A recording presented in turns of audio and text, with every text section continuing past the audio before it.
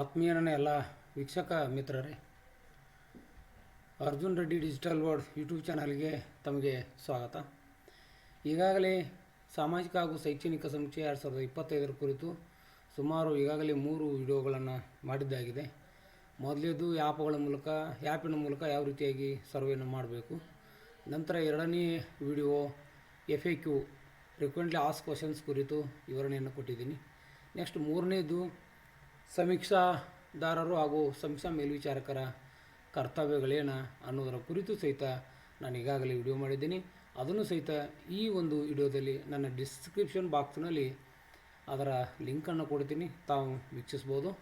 ಈಗ ಇತ್ತೀಚೆಗೆ ಈ ದಿನಾಂಕ 20/9/2025 ಅಂದರೆ ನಿನ್ನೆ ದಿನ ನಮ್ಮ ಕರ್ನಾಟಕ ಸರ್ಕಾರ, ಕರ್ನಾಟಕ ರಾಜ್ಯ ಹಿಂದುಳಿದ ವರ್ಗಗಳ ಆಯೋಗದವರು ಒಂದು ಅಪ್ಡೇಟ್ ಕೊಟ್ಟಿದ್ದಾರೆ FAQ ಕುರಿತು. ಅದಕ್ಕೆ ಈಗಾಗಲೇ ಏನಪ್ಪ ಅಂದರೆ ಯಾರ್ಯಾರಿಗೆ ಅಂತ ರಾಜ್ಯದ ಎಲ್ಲ ಜಿಲ್ಲೆಗಳ ಉಪನಿರ್ದೇಶಕರು, ಜಿಲ್ಲಾ ಹಿಂದುಳಿದ ವರ್ಗಗಳ ಏನಪ್ಪ ಅಂದ್ರೆ ಕಲ್ಯಾಣಾಧಿಕಾರಿಗಳು, ಹಿಂದುಳಿದ ವರ್ಗಗಳ ಕಲ್ಯಾಣ ಇಲಾಖೆ ಇವರಿಗೆಲ್ಲರಿಗೂ ಏನಪ್ಪ ಅಂದ್ರೆ ಒಂದು ಇನ್ಸ್ಟ್ರಕ್ಷನನ್ನು ಕೊಟ್ಟಿದ್ದಾರೆ. ಅದಕ್ಕೆ ಅದು ಏನು ವಿಷಯ ಅನ್ನೋದನ್ನು ತಾವು ಗಮನಿಸ್ರಿ. ವಿಷಯ ಏನು ಅಂತಂದರೆ ಭಾಳ ಮುಖ್ಯವಾಗಿರ್ತಕ್ಕಂಥದ್ದು, ಸಾಮಾಜಿಕ ಹಾಗೂ ಶೈಕ್ಷಣಿಕ ಸಮೀಕ್ಷೆಯ ಕೈಪಿಡಿಯಲ್ಲಿ ಅಂದರೆ FAQನಲ್ಲಿ ಇರುವ ಕೆಲವು ಅಂಶಗಳ ಬಗ್ಗೆ ಸ್ಪಷ್ಟೀಕರಣವನ್ನು ನೀಡಿದ್ದಾರೆ. ಒಂದಿಷ್ಟು ಗೊಂದಲ ಇತ್ತು ನಿಮಗೆ ಏನೇನು ಅನ್ನೋದನ್ನು ತಾವೆಲ್ಲ ಏನು ಈ ನನ್ನ ವಿಡಿಯೋನ ವೀಕ್ಷಿಸ್ತಕ್ಕಂಥ ಎಲ್ಲ ಸಮೀಕ್ಷೆದಾರರು, ಮೇಲ್ವಿಚಾರಕರು, ಎಲ್ಲ ನನ್ನ ಅಧಿಕಾರಿ ಮಿತ್ರರು ತಾವು ಗಮನಿಸಬೇಕು. ಮೇಲ್ಕಂಡ ವಿಷಯಕ್ಕೆ ಸಂಬಂಧಿಸಿದಂತೆ ಸಾಮಾಜಿಕ ಹಾಗೂ ಶೈಕ್ಷಣಿಕ ಸಮೀಕ್ಷೆಯ ಕೈಪಿಡಿಯಲ್ಲಿನ FAQಲಿನ ಕೆಲವು ಪ್ರಶ್ನೆಗೆ ಸಂಬಂಧಿಸಿದೆ ಕೆಳಗಿನಂತೆ ಸ್ಪಷ್ಟೀಕರಣವನ್ನು ನೀಡಲಾಗಿದೆ ಅಂತಕ್ಕಂಥದ್ದು. ಅಂದರೆ ಒಂದಿಷ್ಟು ಗೊಂದಲಗಳು ಆ ಪ್ರಶ್ನೆ ಕುರಿತು ನಮಗೆ ಇದ್ದು ಈಗಾಗಲೇ ನಮ್ಮ ಬೆಂಗಳೂರಿನ ಏನಪ್ಪ ಅಂದ್ರೆ ಕರ್ನಾಟಕ ಹಿಂದುಳಿದ ರಾಜ್ಯ ಆಯೋಗ ಸ್ಪಷ್ಟನೆಯನ್ನು ಕೊಟ್ಟಿದೆ. ಯಾವ ಅಂದ್ರೆ ಕ್ರಮ ಸಂಖ್ಯೆ 1ರಲ್ಲಿ ಬರ್ತಕ್ಕಂಥದ್ದು ಯಾವುದಂದ್ರೆ ಪ್ರಶ್ನೆ ಸಂಖ್ಯೆ 2 ಮತ್ತು 45. ಏನು ಪ್ರಶ್ನೆ ಅಂದರೆ ಕೈಪಿಡಿಯಲ್ಲಿ ಮುದ್ರಿತಗೊಂಡಿರುವ ವಿವರ ಏನಂದ್ರೆ ಕರ್ನಾಟಕ ರಾಜ್ಯದಲ್ಲಿ ನೋಂದಣಿಯಾಗಿರುವ ಆಧಾರ್ ವಿವರಗಳನ್ನು ಮಾತ್ರ ಉಪಯೋಗಿಸಲು ಅವಕಾಶ ಇರುತ್ತದೆ ಅಂತಕ್ಕಂಥ ಪ್ರಶ್ನೆ ಈಗಾಗಲೇ ನಮ್ಮ DMLT ಗ್ರೂಪ್ನಲ್ಲಿ ಅಂದರೆ ಬಾಗಲಕೋಟೆ ಗ್ರೂಪ್ನಲ್ಲಿ ಚರ್ಚೆ ಆಗಿತ್ತು. ಅದ್ರ ಕುರಿತು ಸ್ಪಷ್ಟನೆಯನ್ನು ನಮ್ಮ ಏನು ಈ ಇಲಾಖೆಯ ಗೌರವಾನ್ವಿತ ಕಾರ್ಯದರ್ಶಿಗಳು ಅದಕ್ಕೆ ಸ್ಪಷ್ಟನೆಯನ್ನು ಕೊಟ್ಟಿದ್ದಾರೆ. ಆದರೂ ಒಮ್ಮೆ ನೋಡೋಣ. ಸ್ಪಷ್ಟೀಕರಣ ಅಂದ್ರೆ ಹೊರ ರಾಜ್ಯದಲ್ಲಿ ಆಧಾರ್ ಸಂಖ್ಯೆ ನೋಂದಣಿಯಾಗಿದ್ದು ಕರ್ನಾಟಕ ಏನಪ್ಪ ಅಂತಂದ್ರೆ ರಾಜ್ಯದಲ್ಲಿ ನೆಲೆಸಿರುವ ಎಲ್ಲ ಜನರ ಸಮೀಕ್ಷೆಯನ್ನು ಮಾಡಬೇಕಾಗುತ್ತದೆ ಅನ್ನೋದು ಗೊತ್ತಿರಲಿ. ಈ ಪ್ರಶ್ನೆಗೆ ಉತ್ತರ ಅಂದರೆ ಹೊರ ರಾಜ್ಯದಲ್ಲಿ ಆಧಾರ್ ಸಂಖ್ಯೆ ನೋಂದಣಿಯಾಗಿದ್ದು ಕರ್ನಾಟಕ ರಾಜ್ಯದಲ್ಲಿ ವಾಸವಾಗಿದ್ದರೆ ಎಲ್ಲ ಜನರ ಸಮೀಕ್ಷೆಯನ್ನು ಇಲ್ಲಿ ಮಾಡಬೇಕಾಗತ್ತೆ ಅನ್ನೋದು ಭಾಳ ಮುಖ್ಯವಾಗಿರ್ತಕ್ಕಂಥದ್ದು. ಇನ್ನು ಪ್ರಶ್ನೆ ನಂಬರ್ ಏನಪ್ಪ ಅಂದ್ರೆ 46 ಕಾಲಮ್ ನಂಬರ್ 2ರಲ್ಲಿ ಮಾಹಿತಿದಾರರ ಫೋಟೋ ತೆಗೆಯಲು ಒಪ್ಪಿಸುವುದು ಮೊದಲೇ ಕೆಲಸ ಮಾಡೋದು. ಒಂದು ವೇಳೆ ನಿರಾಕರಿಸಿದಲ್ಲಿ ಕಡ್ಡಾಯಗೊಳಿಸಲಾದ BPL ಅಥವಾ ಆಧಾರ್ ಕಾರ್ಡ್ ಅಥವಾ ಜಾತಿ ಪ್ರಮಾಣ ಪತ್ರದ ದಾಖಲೆಗಳನ್ನು ಪಡೆಯುವ ಸಮೀಕ್ಷೆಯನ್ನು ಮುಂದುವರಿಸಬೇಕಾಗತ್ತೆ. ಬಟ್ ಮಾಹಿತಿದಾರ ಫೋಟೋ ತೆಗೆಯುವುದು ಇದು ಕಡ್ಡಾಯ. ಯಾವುದೇ ಕಾರಣಕ್ಕೂ ಫೋಟೋ ನಾನು ಕೊಡೋದಿಲ್ಲ ಅನ್ನೋಕ್ಕೆ ಬರೋದಿಲ್ಲ. ಫೋಟೋ ತೆಗೆದ್ರೆ ಮುಂದೆ ಸಮೀಕ್ಷಾ ಕಾರ್ಯ ಪ್ರಾರಂಭ ಆಗುತ್ತೆ, ಮುಂದುವರಿತೈತೆ ಅನ್ನೋದು ನಾವು ಗಮನಿಸಬೇಕು. ಇನ್ನು ಇಲ್ಲಿ ಪ್ರಶ್ನೆ ಸಂಖ್ಯೆ ಏನಪ್ಪ ಅಂದ್ರೆ 16ನ್ನು ನಾವು ಗಮನಿಸಿದಾಗ ಯಾವುದಪ್ಪ ಅಂದ್ರೆ ಇಲ್ಲಿರ್ತಕ್ಕಂತಹ ಕ್ವಶನ್ನು ಕುಟುಂಬದ ಮುಖ್ಯಸ್ಥ ಗಣತಿಯ ಸಮಯದಲ್ಲಿ ತನ್ನ ಮೊಬೈಲ್ ನಂಬರನ್ನು ಕೊಡಲು ನಿರಾಕರಿಸಿದ್ದಲ್ಲಿ ಕೈಪಿಡಿಯ ಪುಟ ಸಂಖ್ಯೆ 81ರಲ್ಲಿ ನೀಡಿರುವ ಒಪ್ಪಿಗೆ ಪತ್ರದ ಮೇಲೆ ಸಹಿ ಪಡೆದು ಅಪ್ಲೋಡ್ ಮಾಡಿ ಸಬ್ಮಿಟ್ ಮಾಡುವುದು ಅನ್ನೋದಿತ್ತು.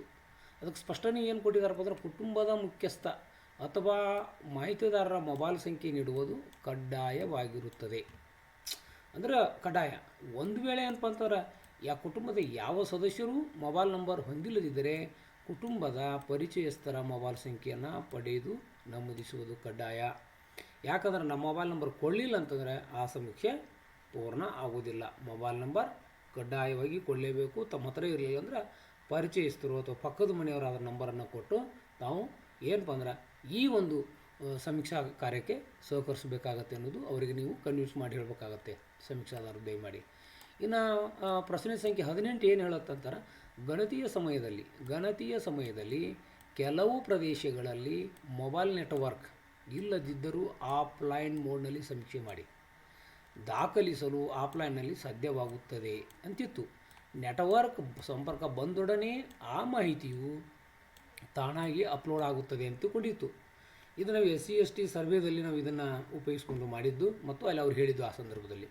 ಬಟ್ ಇಲ್ಲಿ ಈ ಏನು ಹಿಂದುಳಿದ ವರ್ಗಗಳ ಆಯೋಗದ ಒಂದು ಸಾಮಾಜಿಕ ಶೈಕ್ಷಣಿಕ ಒಂದು ಏನಪ್ಪ ಸಮೀಕ್ಷೆಯಲ್ಲಿ ಈ ಆಫ್ಲೈನ್ ಮೋಡ್ನಲ್ಲಿ ಸಮೀಕ್ಷೆ ಮಾಡಿ ದಾಖಲಿಸಲು ಅವಕಾಶ ಇಲ್ಲದಿರುವ ಕಾರಣ ಮೊಬೈಲ್ ನೆಟ್ವರ್ಕ್ ಇಲ್ಲದ ಪ್ರದೇಶದಲ್ಲಿ ಏನು ಮಾಡಬೇಕಂದ್ರೆ ಶಾಲೆ ಅಥವಾ ಅಂಗನವಾಡಿಗಳಲ್ಲಿ ವಿಶೇಷವಾಗಿರ್ತಕ್ಕಂಥ ಶಿಬಿರಗಳನ್ನು ಆಯೋಜಿಸಬೇಕಾಗತ್ತೆ.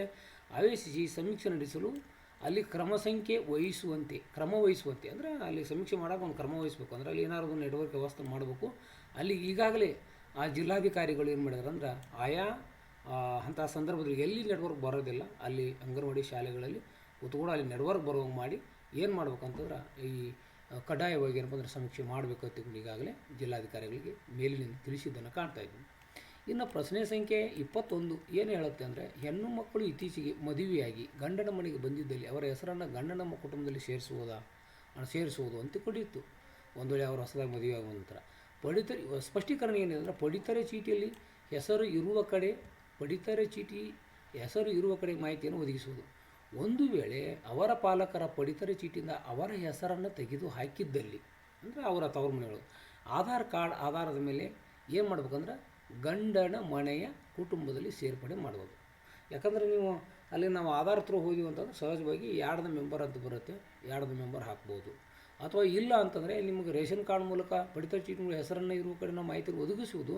ಒಂದು ವೇಳೆ ಅವರ ಪಾಲಕರ ಪಡಿತರ ಚೀಟಿಯಿಂದ ಅವರ ಹೆಸರನ್ನು ತೆಗೆದು ಹಾಕಿದ್ದಲ್ಲಿ ಆಧಾರ್ ಕಾರ್ಡನ್ನು ಯಾಡ್ ಅಂತ ಹಾಕಿ ಅಲ್ಲಿ ಏನಪ್ಪ ಅಂದ್ರೆ ಅದ್ರ ಸಂಬಂಧಪಟ್ಟಂಗೆ ಆಧಾರ್ ಕೇಳುತ್ತೆ, ಆಧಾರ್ ನಂಬರನ್ನು ಹಾಕಿ ಆ ಒಂದು ಏನಪ್ಪ ಅಂದ್ರೆ ಆ ಹೆಣ್ಣುಮಗಳ ಏನಪ್ಪ ಅಂದ್ರೆ ಮಾಹಿತಿಯನ್ನು ಈ ಕುಟುಂಬದೊಳಗೆ ಸೇರಿಸಿ ಮಾಹಿತಿಯನ್ನು ನಾವು ಪಡಿಬೇಕಾಗತ್ತೆ ಅನ್ನೋದು ಸ್ಪಷ್ಟೀಕರಣ ಕೊಟ್ಟಿದ್ದಾರೆ, ಗಮನಿಸಬೇಕೆಲ್ಲರೂ.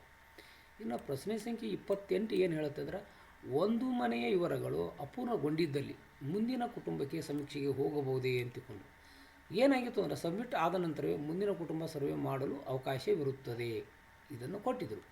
ಆದರೆ ಕೆಲವು ಕುಟುಂಬಗಳ ಮಾಹಿತಿ ನೋಡಿ ಏನಾಗತ್ತಂದ್ರೆ ಸಂಗ್ರಹ ಅಪೂರ್ಣಗೊಳ್ತೈತಿ. ಅಂದರೆ ಕೆಲವು ಸಂದರ್ಭದಲ್ಲಿ ಕೆಲವು OTP ಬರೋದಿಲ್ಲ, ಇನ್ನೊಂದು ಕಾರಣ ಬೇರೆ ಕಾರಣಗಳಿಂದ ಅಲ್ಲಿ ಅದು ಮಾಹಿತಿ ಏನಂದ್ರೆ ಅಪೂರ್ಣಗೊಳ್ಳುತ್ತೆ, ಅಲ್ಲಿ ನಿಲ್ಲಬೇಕಾಗತ್ತೆ. ಆಗ ನೀವು ಅಲ್ಲಿಂದ ಹೊರಗಡೆ ಬಂದಾಗ ಡ್ರಾಪ್ ಬಾಕ್ಸ್ನ ಬೀಳುತ್ತೆ. ಅಂದರೆ ಎಷ್ಟು ಡ್ರಾಪ್ ಬಾಕ್ಸ್ನೊಳಗೆ ಬೀಳ್ಬೇಕಂದ್ರೆ ಡ್ರಾಫ್ಟ್ ಅಂದರೆ ಕರಡಿನೊಳಗೆ 3 ಕುಟುಂಬದವರೆಗೆ ಡ್ರಾಫ್ಟ್ನಲ್ಲಿ ಮಾಹಿತಿ ಇಟ್ಟು ಸಮೀಕ್ಷೆಯನ್ನು ಮುಂದುವರಿಸಲು ಅವಕಾಶ ಇರುತ್ತದೆ. 3ಕ್ಕಿಂತ ಹೆಚ್ಚಿಗೆ ಅಂದ್ರೆ ಆಗೋದಿಲ್ಲ. 3ರೊಳಗೆ ಮತ್ತೆ ನೀವು ಕಂಪ್ಲೀಟ್ ಮಾಡಬೇಕು. ಇಲ್ಲ ಅಂತಂದ್ರೆ ಮುಂದೆ ಹೋಗೋಕ್ಕಾದ್ರು ಅವಕಾಶ ಇಲ್ಲ. 3ರನ್ನು ನೀವು ಮಾತ್ರ ಡ್ರಾಪ್ಔಟ್ನಲ್ಲಿ ಇಡೋಕೆ ಅವಕಾಶ ಇದೆ, ಅದಕ್ಕಿಂತ ಹೆಚ್ಚಿನ ಡ್ರಾಪ್ಔಟ್ ಇಡೋಕ್ಕಾಗೋದಿಲ್ಲ. ಅದನ್ನು ಕಂಪಲ್ಸರಿ ನೀವು ಏನು ಮಾಡ್ಬೇಕಂದ್ರೆ ಆ ಮಾಹಿತಿಯನ್ನು ಆ ಕುಟುಂಬದ ಮಾಹಿತಿಯನ್ನು ಪೂರ್ಣಗೊಳಿಸಿ ಸಬ್ಮಿಟ್ ಮಾಡಿ ಕ್ಲಿಯರ್ ಮಾಡಬೇಕಾಗತ್ತೆ ಅನ್ನೋದು ಗಮನಿಸ್ರಿ ಅಂತಕ್ಕಂಥದ್ದು. ಇನ್ನು ಪ್ರಶ್ನೆ ಸಂಖ್ಯೆ 40 ಇಲ್ಲಿ ಗಮನಿಸಿದಾಗ ಆಫ್ಲೈನಲ್ಲಿ ಫಸನಾವಳಿಗಳು ಓಪನ್ ಆಗುತ್ತದೆ ಅಂತ ಹೇಳಿದರು. ಆಫ್ಲೈನ್ನಲ್ಲಿ ಸರ್ವೆ ಮಾಡಲು ಅವಕಾಶ ಇರುವುದಿಲ್ಲ.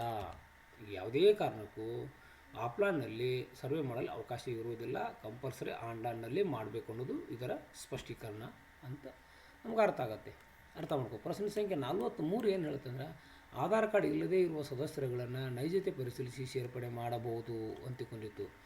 ಆಧಾರ್ ಕಾರ್ಡ್ ಅಥವಾ ಸಂಖ್ಯೆ ಇಲ್ಲದೇ ಇದ್ದಲ್ಲಿ ಆಧಾರ್ ನೋಂದಣಿ ಸಂಖ್ಯೆ EID ಪಡೆದು ಸದಸ್ಯರ ಮಾಹಿತಿಯನ್ನು ಪಡೆಯಬಹುದು. ಆಧಾರ್ ಕಾರ್ಡ್ ಇರಲಿಲ್ಲ ಅಂತಂದ್ರೆ ಕಡ್ಡಾಯವಾಗಿ ಆ ಕುಟುಂಬದ ಸದಸ್ಯರು ಆಧಾರ್ ನೋಂದಣಿ ಇದಕ್ಕೆ ಹೋಗಿ ನೋಂದಣಿಯನ್ನು ರಿಜಿಸ್ಟ್ರೇಷನ್ ಮಾಡ್ಕೊಂಡು ಏನು ಬಂದ್ರೆ ತಾತ್ಕಾಲಿಕವಾಗಿರ್ತಕ್ಕಂಥ ಒಂದು ನಂಬರನ್ನು ಕೊಡ್ತಾರೆ ನಮಗೆ. ಅಂದ್ರೆ ಆಧಾರ್ ನೋಂದಣಿ ಸಂಖ್ಯೆ ಕೊಡ್ತಾರೆ. ಆ ಆಧಾರ್ ನೋಂದಣಿ ಸಂಖ್ಯೆಯನ್ನು ತೊಗೊಂಡು ಏನು ಮಾಡ್ಬೇಕಂದ್ರೆ ಅದನ್ನಲ್ಲಿ ಹಾಕಿದಾಗ ಮಾತ್ರ ಏನಾಗುತ್ತೆ, ನೀವು KYC ಮಾಡಿ ಅವರ ಒಂದು ಮಾಹಿತಿಯನ್ನು ಪೂರ್ಣಗೊಳಿಸಬೇಕಾಗುತ್ತೆ. ಅಂದರೆ ಈ ಮಾಹಿತಿಯನ್ನು ಎಲ್ಲ ಸಮೀಕ್ಷೆದಾರರಿಗೆ ಮತ್ತು ಮೇಲ್ವಿಚಾರಕರಿಗೆ ತಿಳಿಸಲು ಸೂಚಿಸಿದೆ. ಅದಕ್ಕೆ ತಮ್ಮ ವಿಶ್ವಾಸಿ ಸದಸ್ಯ ಕಾರ್ಯದರ್ಶಿಗಳು ಕರ್ನಾಟಕ ರಾಜ್ಯ ಹಿಂದುಳಿದ ವರ್ಗಗಳ ಆಯೋಗ ಬೆಂಗಳೂರು ಅಂತಕ್ಕಂಥದ್ದು. ಹೀಗೆ ನಮಗೆ ನಿನ್ನೆ ದಿನ ಇದು ಅಪ್ಡೇಟ್ ಬಂದಿರುವುದರಿಂದ ತಾವು ಇದನ್ನೆಲ್ಲವನ್ನು ಗಮನಿಸಿ ಸ್ಪಷ್ಟೀಕರಣದಲ್ಲಿ ಬಂದದ್ದು ಏನದ ಅಂಶಗಳನ್ನು ಗಮನಿಸಿ ಸರ್ವೆ ಕಾರ್ಯದಲ್ಲಿ ನಿಮಗೆ ಏನಾದರೂ ಸಮಸ್ಯೆಗಳಾದ ಸಂದರ್ಭದಲ್ಲಿ ಇವುಗಳನ್ನು ಗಮನಿಸಿ ತಾವು ಸರ್ವೆ ಮಾಡಬೇಕು. ಇಷ್ಟು ಮೀರಿ ನಮಗೇನಾದರೂ ಅಕಸ್ಮಾತ್ ಏನಪ್ಪ ಅಂದ್ರೆ ಅದರ ಬಗ್ಗೆ ಡೌಟ್ಸ್ಗಳು ಬಂದಾಗ ಈಗಾಗಲೇ ಹೇಳಿದ್ದೀವಿ ನಾವು, ತಾಲೂಕು ಹಂತದಲ್ಲಿ ಮಾಸ್ಟರ್ ಟ್ರೈನರ್ಗಳದಾರ ಅವ್ರಿಗೆ ಹೇಳ್ರಿ. ಇಲ್ಲ ಅಂತಂದ್ರೆ ಅವರು ನಾನು ಸಹಿತ ಏನಪ್ಪ ಅಂದ್ರೆ ರಾಜ್ಯ ಮಟ್ಟದ ಮಾಸ್ಟರ್ ಟ್ರೈನರಾಗಿ ಈಗಾಗಲೇ ತರಬೇತಿಯನ್ನು ತೆಗೆದುಕೊಂಡು ಬಂದು ಎಲ್ಲ ಸುಮಾರು ಹುನಗುಂದ, ಇಳಕಲ್ಲು ಹಾಗೂ ಬಾಗಲಕೋಟೆ ಎಲ್ಲಿ ಸಹಿತ ಏನಪ್ಪ ಅಂದ್ರೆ ತರಬೇತಿಯನ್ನು ನೀಡಿದ್ದೀನಿ.